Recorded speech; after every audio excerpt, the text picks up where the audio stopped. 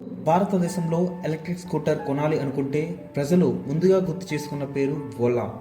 ఇన్వెస్టర్లు వేల కోట్ల రూపాయలు పెట్టారు. కస్టమర్లు నెలల తరబడి వెయిట్ చేశారు.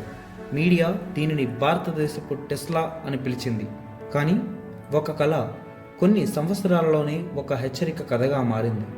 ఒకప్పుడు 50% మార్కెట్ని కంట్రోల్ చేసిన కంపెనీ ఈరోజు తన స్థానాన్ని కాపాడుకోవడానికి పోరాడుతుంది. అసలు ఏమైంది? ఓలాను టీవీఎస్ ఓడించిందా? బజాజ్ ఓడించిందా? ఎత్తర్ ఓడించిందా? లేక ఓలాను ఓడించింది ఓలా తీసుకున్న సొంత నిర్ణయాలేనా? అది 2017. భారతదేశం ప్రపంచంలోనే అతిపెద్ద 2-వీలర్ వెహికల్ మార్కెట్. కానీ ఒక పెద్ద సమస్య ఉంది. రోజురోజుకు పెరుగుతున్న పెట్రోల్ ధరలు, దేశంలో పెరిగిపోయిన కాలుష్యం, ఆయిల్ ఇంపోర్ట్స్ కోసం వేరే కంట్రీస్పై ఆధారపడడం.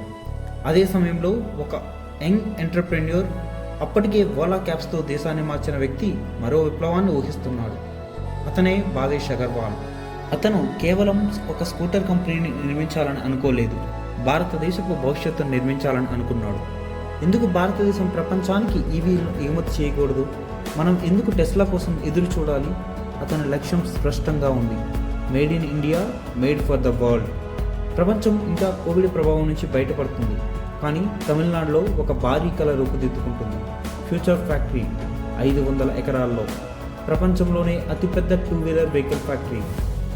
ఆ సమయంలో చాలామంది దీనిని పిచ్చి ఆలోచన అన్నారు. కానీ భావేష్ నమ్మాడు. అతని టీం నమ్మింది. ఇన్వెస్టర్లు నమ్మారు. తర్వాత ఓలా S1 లాంచ్ అయింది. మరి భారతదేశం స్పందన చరిత్ర సృష్టించింది. 24 గంటల్లో 1100 కోట్ల బుకింగ్స్. ఇది కేవలం ఒక ప్రోడక్ట్ లాంచ్ కాదు, ఒక ఉద్యమం, ఒక ఆశ, ఒక విప్లవం. 2024 నాటికి ఓలా భారత ఈవీ మార్కెట్కు రాజుగా మారింది. ప్రతి 3 ఎలక్ట్రిక్ స్కూటర్లో ఒకటి ఓలాదే. IPO వచ్చింది. ఇన్వెస్టర్లు ఎగబడ్డారు. షేర్ ధరలు పెరిగాయి. మీడియా ప్రశంసలు కురిపించింది. భావేష్ అగర్వాల్ స్టార్టప్ ప్రపంచానికి కొత్త రాక్ స్టార్గా మారిపోయాడు. కానీ ప్రతి సామ్రాజ్య పతనం విజయ శిఖరంలోనే ప్రారంభమవుతుంది. మొదట చిన్న సమస్యలే కనిపించాయి. ఒక కస్టమర్ కంప్లైంట్, ఒక డెలివరీ ఆలస్యం, ఒక సాఫ్ట్వేర్ బగ్, ఒక వైరల్ వీడియో. తర్వాత ఇవి వేల సంఖ్యలో పెరిగాయి. సర్వీస్ సెంటర్లు ఒత్తిడిలో పడ్డాయి. కస్టమర్లు కోపంతో సోషల్ మీడియాలో పోస్టులు పెట్టారు. కొన్ని స్కూటర్లు మంటలో చిక్కుకున్నాయి. ఓలా నిర్మించిన బ్రాండ్ అదే సోషల్ మీడియాలో ప్రశ్నించడం మొదలైంది. అప్పుడు టీవీఎస్ రంగంలోకి దిగింది. బజాజ్ సిద్ధంగా ఉంది. ఎత్తర్ వేగంగా పెరుగుతుంది. మరియు ఓలా మొదటిసారి నిజమైన పోటీని ఎదుర్కొంది. చాలామంది ఓలాను పోటీదారులు ఓడించారనుకుంటారు. కానీ వాస్తవం మరింత కఠినమైనది. ఓలా చాలా వేగంగా పెరిగింది. కానీ సర్వీస్ నెట్వర్క్ అంత వేగంగా పెరగలేదు.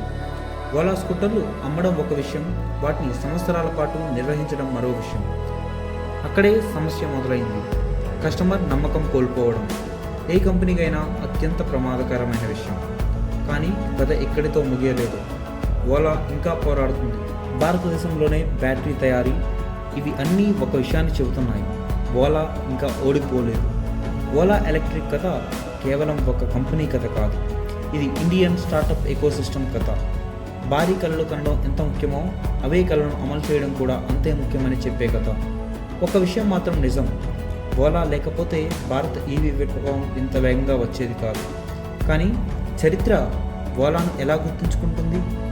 భారత ఈవీ విప్లవానికి మార్గం చూపిన సంస్థగా, లేక అధిక ఆశలు, తక్కువ అమలు కారణంగా అవకాశాన్ని కోల్పోయిన సంస్థగానా? కాగా మళ్ళీ ఒక్కో మెట్టు ఎక్కుతూ ఓలా తిరిగి తనను తాను బిల్డ్ చేసుకుంటుంది. మళ్ళీ నెంబర్ 1గా ఎదగడానికి ప్రయత్నిస్తుంది. ఓలా అలా ఎదగలదా? మీ ఒపీనియన్ని కామెంట్లో చెప్పండి.